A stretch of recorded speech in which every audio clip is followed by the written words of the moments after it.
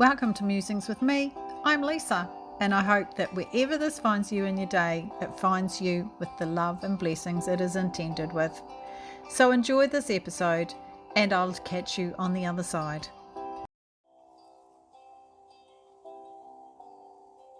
Welcome to another episode of Musings with me. I'm Lisa, and today we're diving into a topic that might hit close to home for many of us. Codependency and the drama of relationships. So whether you're sipping your morning coffee, on your way to work, or maybe even just taking a moment for yourself, I hope this episode sparks some reflection and maybe even an inkling for change in how you review or how you view your relationships. Not review, or review. So let's talk codependency. Let's unpack that for a little bit. So it's one of those words that gets thrown around a lot, but what does it actually mean? Picture this: you're in a relationship and it feels like you're on a constant roller coaster or a wave. So like 1 minute you're really high or you're up high and everything's great, and then the next you're plummeting down into another argument or crisis. It's freaking exhausting, right? And yet here you are, still on the ride, because in some strange way it feels normal or even necessary. Like, how often have you thought something like, oh my God, here we go again? Or maybe you haven't. And yet sometimes it's not until we've had quite a few rides, and for some of us it's a lot of rides, that we realize there is something not actually okay with this. So codependency is like being like a star of your own drama that you didn't actually sign up for. And somehow you keep showing up to the set day after day.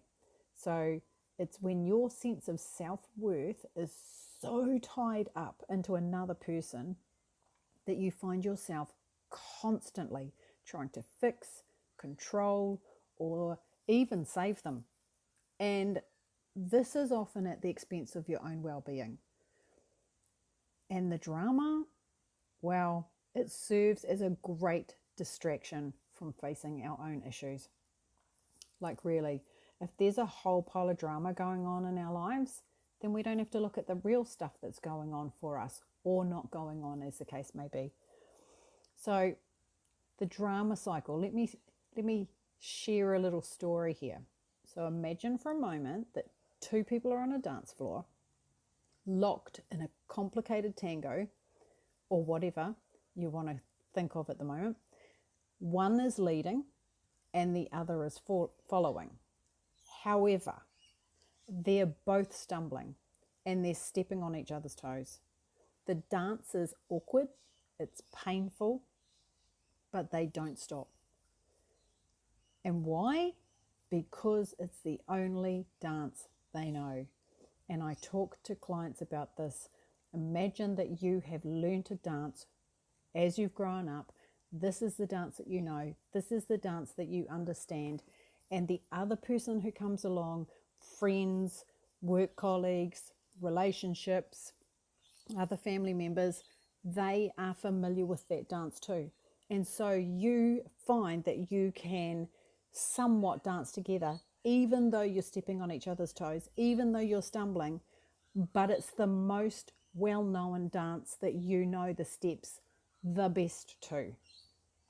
So you might find it better to be dancing with this person, even though it hurts, because otherwise they might not even get, you might not even get up on the dance floor, or worse still, have to sit the dance out altogether, like having no partner or no friend or no work colleague, whatever it is that you're staying in this relationship for.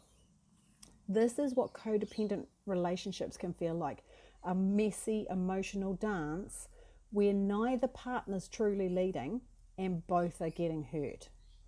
So the drama in these relationships often serves a purpose. It's like background music to the dance, so filling the silence and keeping you from your own thoughts, the chaos, the arguments, the constant need to fix things. It all keeps you busy. It keeps you distracted from the deeper issues you might have within you. So it's easier to focus on someone else's problems than to face your own fears, your insecurities, or any unresolved trauma. So let's have a look at identifying codependency. Like, can you identify any of these for yourself? And just be aware that often we can identify more than one, so it doesn't necessarily mean you are in a codependent relationship. However, if you are looking at more than 3 of these, you might want to just have a think about whether this is a codependent relationship for you. So, how do you know if you're caught in this cycle? Here's a few signs to look out for. Firstly, you feel responsible for your partner's happiness. If they're upset, you jump in to fix it, even if it means ignoring your own needs. Secondly, you might have trouble setting boundaries, and I've talked about this before. So things like you'll say yes when you want to say no, and you find it hard to prioritize your own well-being in front of somebody else's well-being. So you're putting everybody else first. Thirdly, your mood might depend on your partner's mood. So if they're happy, you're happy. If they're down, so are you. And let's be real, it is really difficult when you're in a relationship to be on an even keel when somebody else is feeling low or something's gone wrong for them that day. And the same in reverse, when you're not feeling as good and somebody else comes in and they're feeling a lot better, it's not as easy to come up. This is more about when somebody else's mood is down, that's how you feel with them. You go down into that with them. Or if they are up and happy, so are you, because you're relying or you are dependent on their mood. This is not about having your own mood and it being out of sync. This is more about your mood is dependent on your partner's mood. So the fourth thing is you constantly seek approval and fear rejection. So you might go out of your way to please your partner, even if it means sacrificing your own values and desires. So you're doing things that you may not necessarily normally do. You are doing things that you're coming from a space of trying to gain approval, to be given acknowledgement, and out of a space of worrying that they might reject you if you don't do it this way or you don't do it for them or with them. So not being in that space of being your own person. And then number 5, you stay in the relationship despite ongoing pain. So you might tell yourself that things will get better or you can't live without them, even though deep down you know something isn't right. After all, we know when it's the wrong thing for us, or the thing that is probably not necessarily wrong, but something that isn't in our best interest, or a relationship that isn't in our best interest. And that includes friendships, when we are hanging out with people even though it causes us emotional pain. Hopefully not physical pain, but sometimes maybe emotional pain.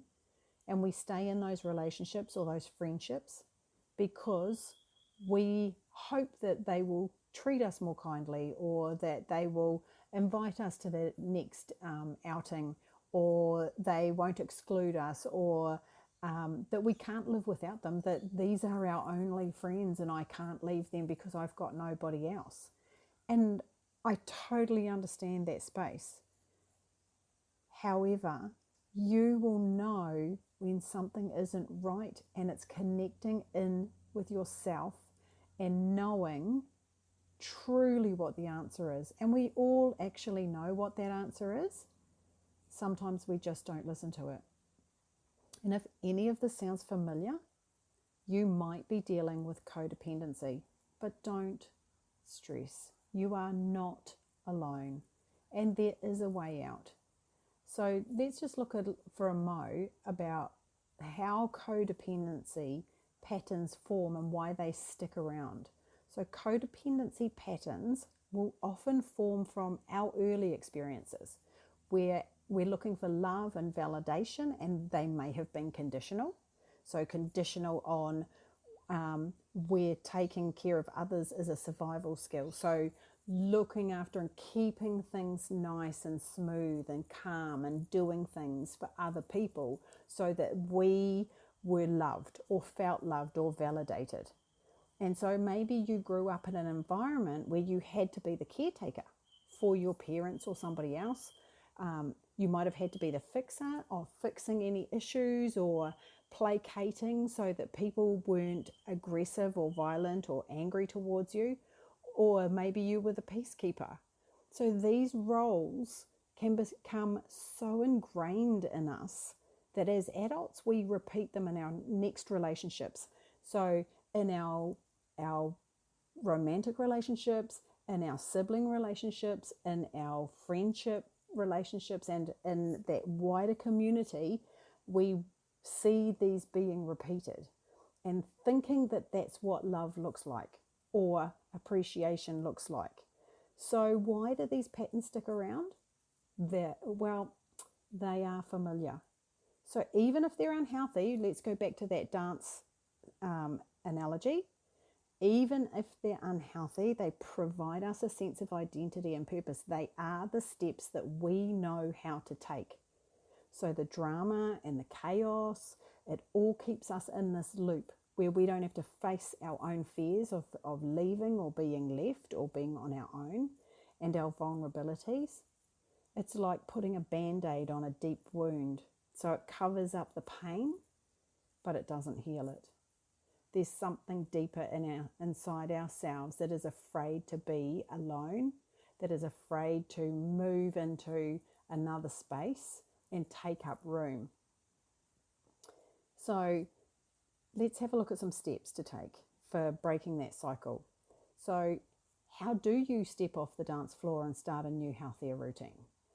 It starts with recognizing the pattern. Like with anything, we have to realize that we're even in it. We have to realize that these are the things that we are doing and then make a conscious decision to change. And whilst that's not always an easy thing to do, here's some steps to consider. Start with that self-awareness, as I just said. Take a good look at your relationship and your role in it. Because there's two parties in a relationship, generally. Could be more. But let's, for argument's sake, say that there's just two in this. Look at your relationship and your role in it. Acknowledge the ways in which you might be contributing to that cycle of drama. And you could do this by journaling. You could do it talking with a trusted friend. You could see a therapist, go and see a counselor or a psychologist to help you see these things more clearly, and they can help you process this information and see how you are engaging in relationships and pick up where you could make some changes so that you are engaging in more healthy relationships. Number 2, set boundaries. Learn to say no without feeling guilty. Remember, setting boundaries isn't about pushing people away. It's about protecting your own well-being. Think of it as, I think I've said this before, like when you're on the airplane, you are told to put your own oxygen mask on before you help other people. Same here. If you don't have boundaries and you're not looking after yourself, then you are decreasing your ability to be able to engage in a healthy way with other people because you're doing it from a space of exhaustion, of people pleasing, of placating, or trying to make the situation more peaceful. Number 3, focus on yourself. And so many of us don't do this. We do, but in a different way. So what I'm saying here is start prioritizing your own needs, your own interests, and your own happiness.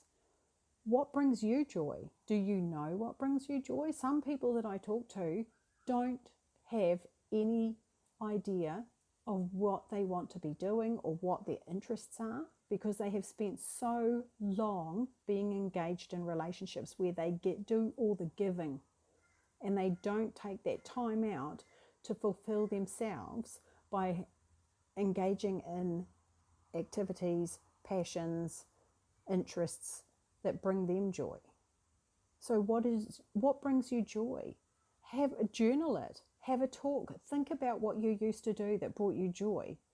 What are your passions? What are some things that you might like to rediscover about yourself outside of that relationship? And when you do that, you begin to rebuild your own identity and your self-worth by having our own life outside of that person or that relationship or those people, that friendship group.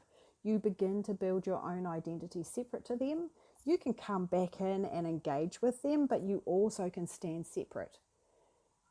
And I referred to that in another podcast where I talked about the pillars and allowing the winds of heaven to dance between you. So number 4, seek support. Maybe it's through therapy, support groups, trusted friends, but surround yourself with people who encourage you to grow and change in healthy ways. Breaking a codependent pattern can be tough, really tough, and it hurts. It really hurts because you legitimately do love and appreciate them, but it isn't in a healthy, whole way. Breaking a codependent pattern can be tough, but it's easier when you're not doing it alone. So if you've got that support around you, you can do it. You will get through it. And number 5, consider the future. Ask yourself if this relationship is truly fulfilling, or if it's keeping you stuck in that cycle of pain that I spoke about earlier and that drama, keeping you in that dance and that way of being, almost like you're in a time capsule and you're going round and round and round and stuck within that space. Sometimes the bravest thing you can do is walk away, not just for your sake, but for the sake of your partner too. And then there's a tough part. Sometimes the drama feels familiar and safe.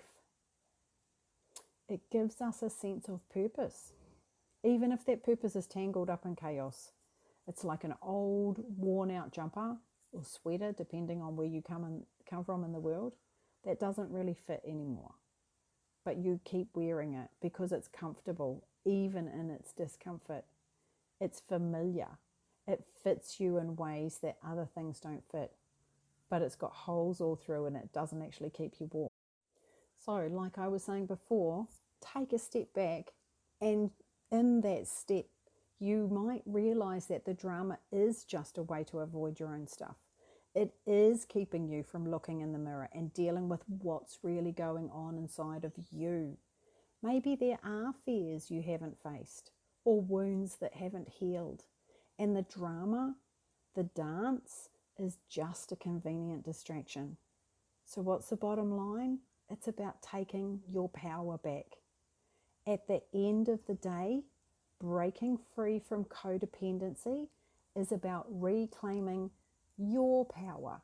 It's about stepping off the dance floor and choosing a new path, one that's grounded in self-love and respect and a commitment to your own growth. It's not easy, but it is worth it.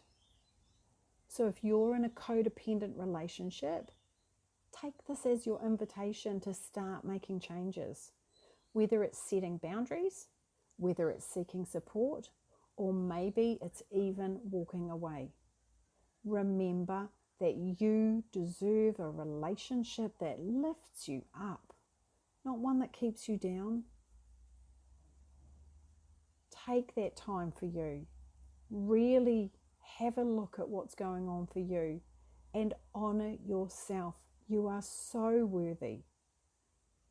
You are so deserving.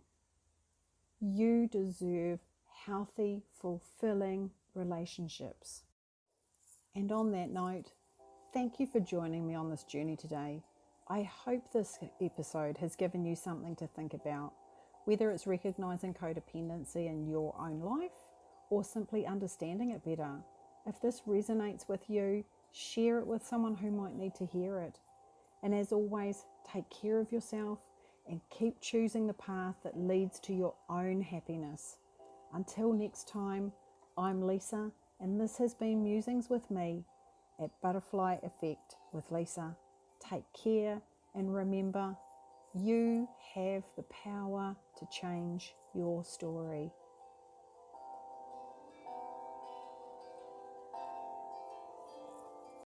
May this land for you with the intention it is meant with love, with understanding, and with a good dose of when the bleep are you going to do it, because tomorrow never comes. Thanks for listening. Thanks for tuning in as always. And I'm sending mountains of love to you. Take care, and I'll catch you on the next one.